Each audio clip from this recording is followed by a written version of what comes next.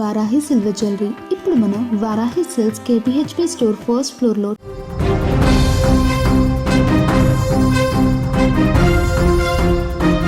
అమెరికాకు big shock ఇచ్చింది Iran. ఒకవైపు అమెరికా 10 రోజుల పాటు ఇంకా ఎక్స్టెండ్ చేసి చర్చల కోసం శాంతియుతంగా కొనసాగుతున్న నేపథ్యంలో ఇరాన్ మాత్రం తగ్గేదేలే అన్నట్టుగా ముందుకు వెళ్తుంది. తాజాగా అమెరికాకు సంబంధించినటువంటి స్థావరాలపైన భీకరమైనటువంటి దాడి చేసింది. ఈ దాడిలో అమెరికాకు ఊహించని షాక్ తగిలింది.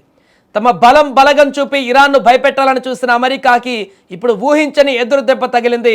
సూపర్ పవర్ అనుకున్న అమెరికా డిఫెన్స్ సిస్టమ్స్కు చుక్కలు చూపిస్తూ ఇరాన్ చేసిన దాడులు ఇప్పుడు ప్రపంచాన్ని ఉలిక్కి పడేలా చేస్తున్నాయి.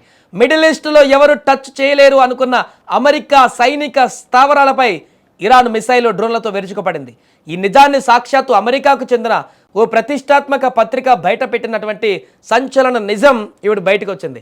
ఈ రిపోర్టు ప్రకారం గల్ఫ్ దేశాలలోని ఏకంగా 13 అమెరికా సైనిక స్థావరాలు ఇరాన్ దాడుల్లో సర్వనాశనమయ్యాయి.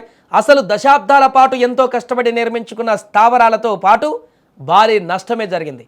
అమెరికాకు చెందినటువంటి 13 స్థావరాలు దాదాపు ధ్వంసమవ్వడం అంటే కేవలం కొన్ని బిల్డింగ్లు కూలిపోవడం కాదు, మిడిల్ ఈస్ట్లో ఆయిల్ రిసోర్సెస్ని కంట్రోల్ చేయడానికి, ఇస్లామిక్ దేశాలపై ఆధిపత్యం చెలాయించడానికి అమెరికా ఎన్నో ఏళ్లుగా వేసినటువంటి మాస్టర్ ప్లాన్ ఇది. ఈ యొక్క సైనిక స్థావరాలను ఏర్పాటు చేసుకోవడం అమెరికాకు అంత ఈజీగా జరగలేదు. దశాబ్దాల పాటు ఎన్నో దేశాలతో దౌత్యపరమైనటువంటి మంతనాలు జరిపి రాజకీయాలు చేసి లక్షల కోట్ల రూపాయలు నీళ్ళ ఖర్చు పెట్టి అమెరికా ఈ స్థావరాలను నిర్మించుకుంది.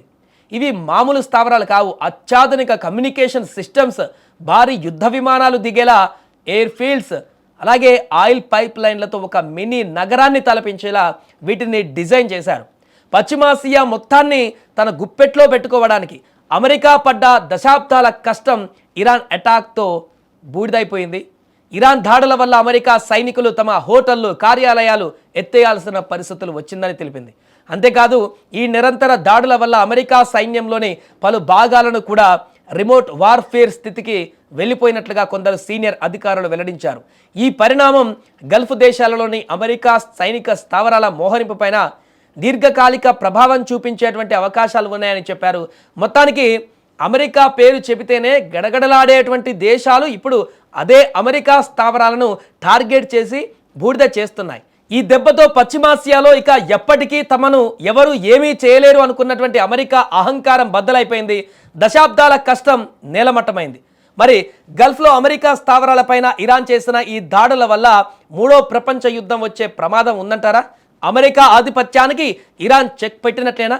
మీ అభిప్రాయం ఏంటో కూడా కామెంట్లో తెలపండి.